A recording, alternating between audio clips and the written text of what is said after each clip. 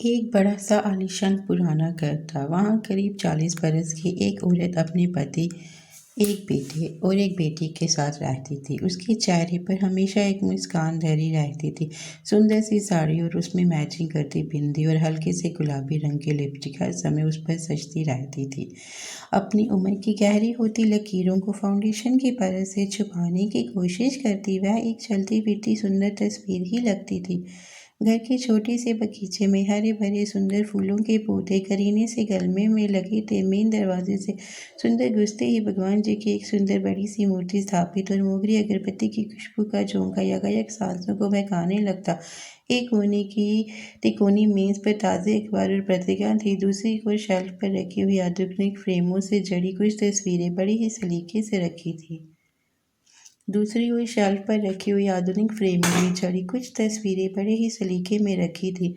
उस बड़े से हॉल में से एक दरवाज़ा किचन की ओर खुलता था, जहाँ सलीके से रखे बर्तन और वहाँ की साफ सफाई उस औरत की सुंदरता को दिखलाता रहे थे। सामने वाली दीवार पर एक बड़ी सी पेंसिल स्केच वाली एक ड्राइंग फ्रेम में लगी बड़ी प्यारी लग रही थी और उसके कोने में उस औरत का नाम लिखा था।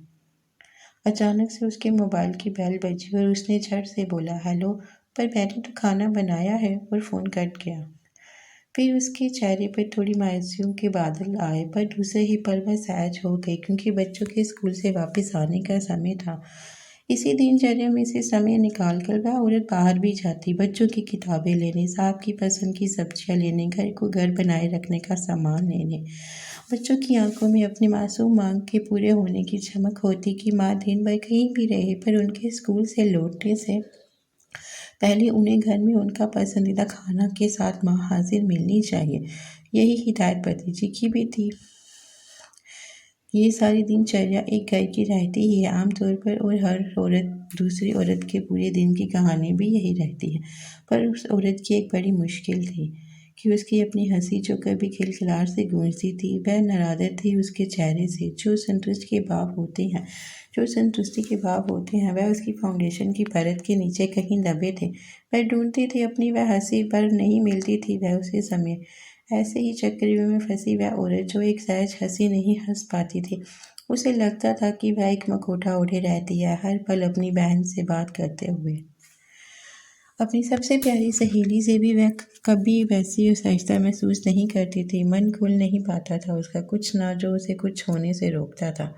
शाम हुई और बच्चे घर से बाहर खेलने निकले तो वह चुपचाप अपने कमरे में गई, साड़ी उतारी और अपनी ब्लाउज की दाहिनी बाजू को ज़रा सा खिसकाया और सामने की टेबल पर रखी बैटनोवेट की स्किन क्रीम को दाहिने कंधे पर दिख रहे गहरे लाल रंग के बड़े से निशान पर मला। तो क्या ये एक घाव था जो उसे हंसने से खिलखिलाने से रोकता था? शादी के 18 सालों में जाने कितने ऐसे घाव को वह छुपा छुपा के रखती थी। शरीर के घाव तो वह बैटनोवेट लगाकर बेर लेती थी। उसकी आत्मा पर जो जख्म थे उनके लिए कोई दवा नहीं थी। वह रिश्ते थे, दर्द भी करते थे, पर दिखते नहीं थे किसी को भी। रात को जब बच्चों का खाना निपट गया तो पतिदेव की कार का हॉर्न सुनते ही वह लपक कर दरवाज़ा खोलने गई। आज कुछ सादा काम था। खैर, फिर से रात का वह पल आया जब पतिदेव का हाथ उस औरत के शरीर पर चलना शुरू हो गया। उस घाव पर भी गया तो एक आग के साथ उस औरत ने मुंह मोड़ लिया। वह औरत अपनी दबी सी आवाज़ में सिसक रही थी, पर पतिदेव को इस बात से कोई फर्क नहीं पड़ता।